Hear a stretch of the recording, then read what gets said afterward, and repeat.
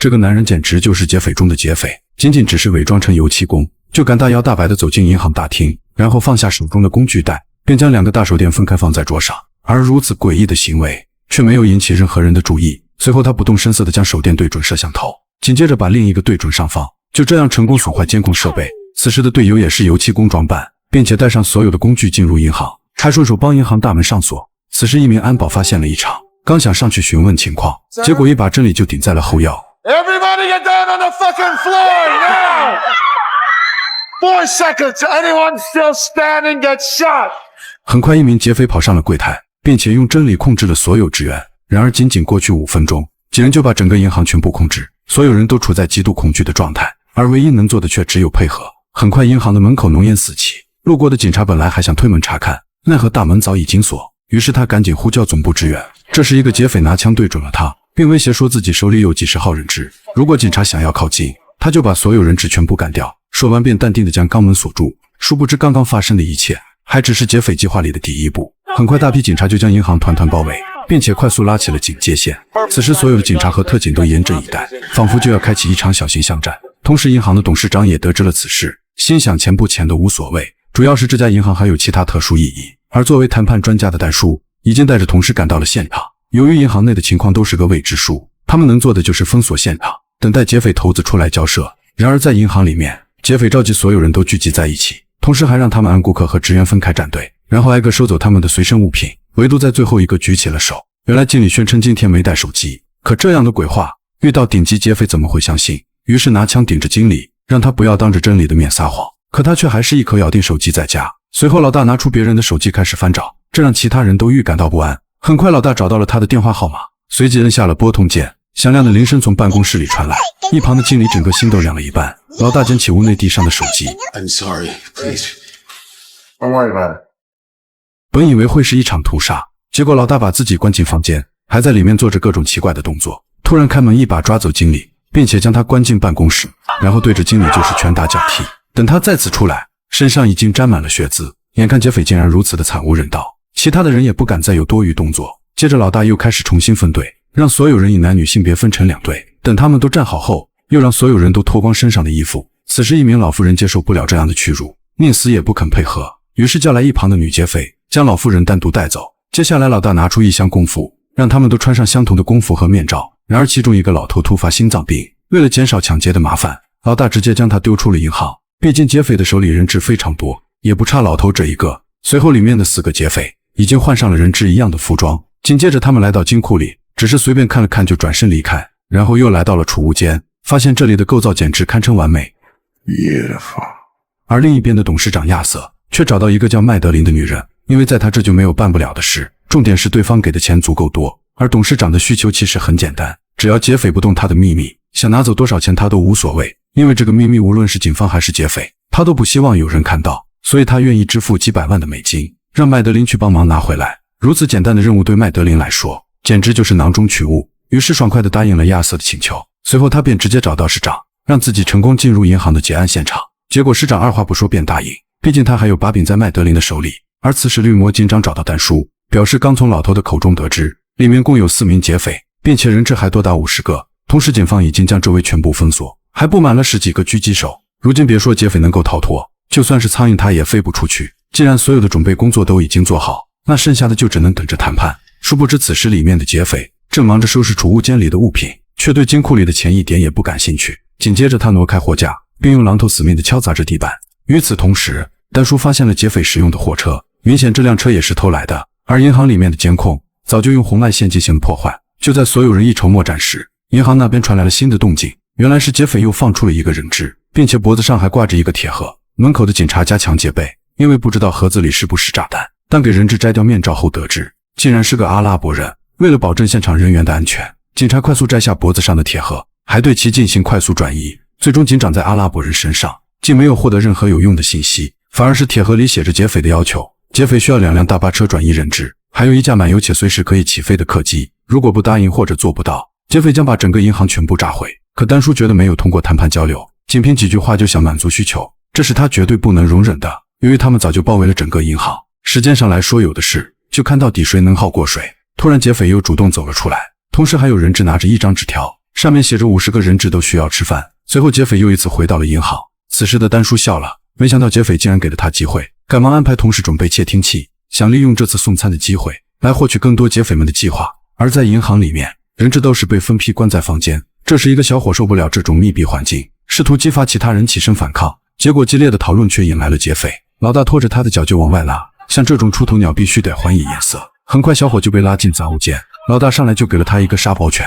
此时准备的矿泉水已经到达银行门口，趁着劫匪搬运的时间，丹叔想借机和头子当面谈谈，可老大根本就不搭理，任由丹叔自言自语。眼看自己的计划失败，他们只能依靠窃听器获得更多信息。起初他们觉得对方说的是俄语，结果找来会说俄语的警察发现这根本就是一款听不懂的语言，于是丹叔决定向群众求救，很快找来了一名维修工，等他听后却说这是阿尔巴尼亚语，因为自己的前妻就是阿尔巴尼亚人，可他根本听不懂里面的语言，为此让女警寻找大使馆的帮助，然而得到的回复却是翻译要1个半月后才能到达。抓狂的丹叔只好让维修工寻找前妻，几小时后女人才走进指挥车，并用200张违章罚款做代价，为警方做一次翻译。可当女人听到窃听内容后，却发出惊人的大笑，原来这是阿尔巴尼亚总统几年前的发言，并且还是广播里的内容。显然劫匪早就发现了丹叔的计谋，而且还成功戏耍了他们。殊不知劫匪趁着警察瞎忙的时间，不定时的给人质更换房间，同时还趁机混进女劫匪。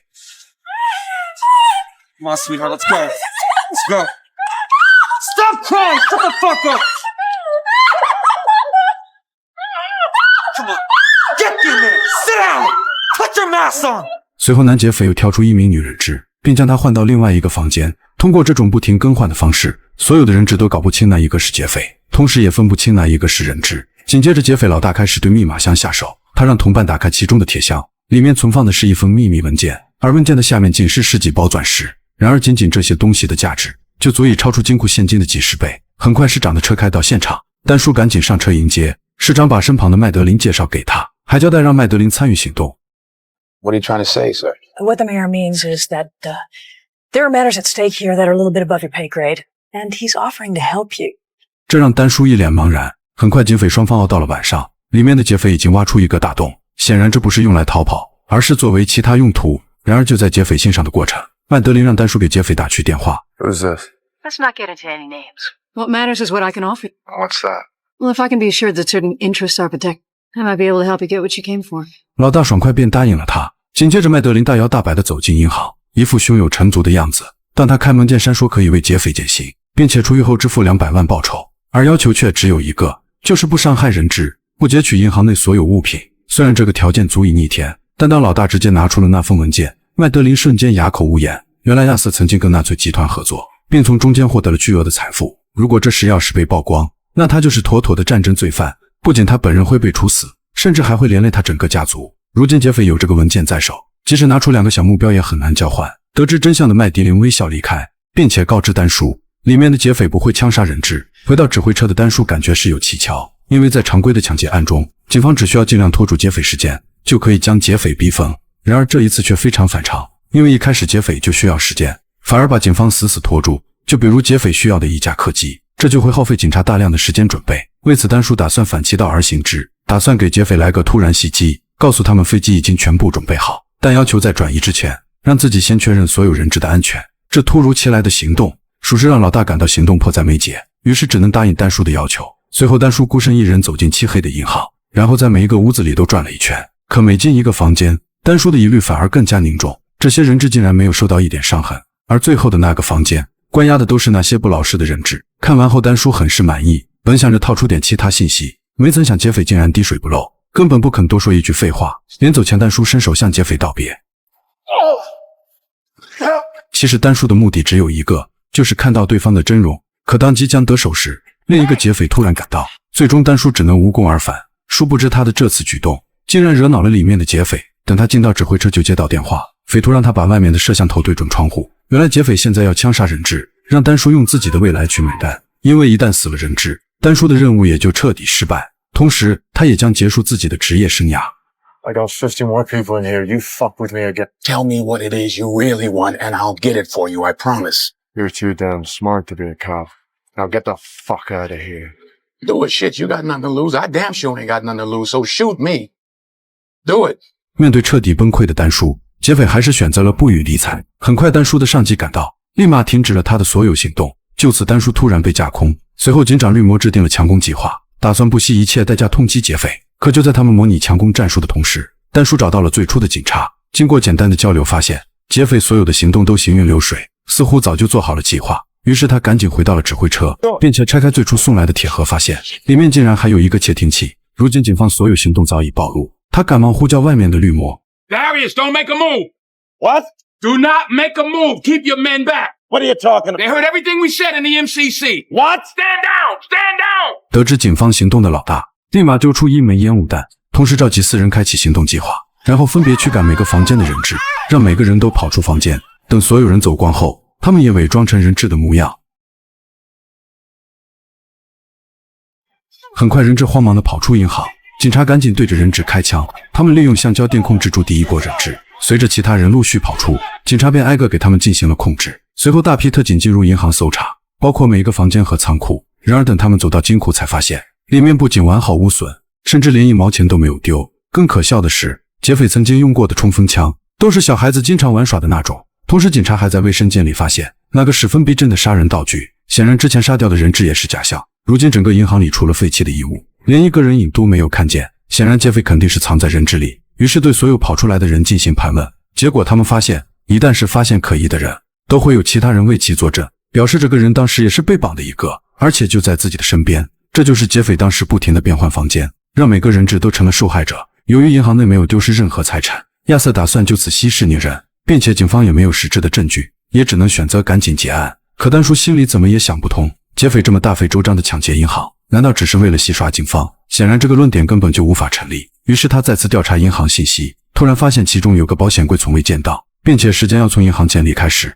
从391直接跳到了393。而另一边的麦德林找到亚瑟，表示他要的东西就在劫匪手里。为了让麦德林守住其中的秘密，亚瑟支付了几百万的封口费。殊不知此时的劫匪老大还一直在一个密闭的空间里，这个地方就是那个不起眼的储物间。当时开凿的洞是用来排便，而搬进去的水和食物都是为长期隐藏做好准备。然而那扇隐蔽的墙面则是队友用提前带来的工具，现场打造了一个几乎完美的墙体。1周后风波彻底吹过，劫匪赶紧推开外面的箱子，因为里面的味道属实不好受。而一同抢劫的队友早在门口等候，突然看见赶来的丹叔，为了安全起见，他们打电话给里面的老大，告诉他丹叔带着同事进了银行。得到情报的劫匪并没改变计划，而是拎着2个背包撞向他，其中并没有发生任何意外，只是他给丹叔留下了一样东西。很快丹叔调查392号保险柜，里面除了劫匪的口香糖，还有一颗巨大的卡地亚大钻戒，并且劫匪给他留下了一张纸条，上面写着顺着戒指调查。很快他找到了戒指的主人亚瑟，原来自从银行建立起，这个392号保险柜都属于亚瑟，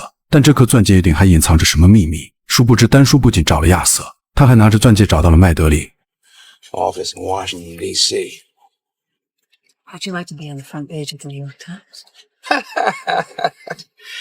We gotta keep the real criminals off the street, Joe. 随后丹叔便离开了餐桌，此时的麦德林也感受到威胁。忙碌一天的丹叔回到家，打算今天提早睡个好觉。就在他依次拿出身上的装备时，突然从兜里摸出了一颗钻石。Son of a bitch. 就此全影结束。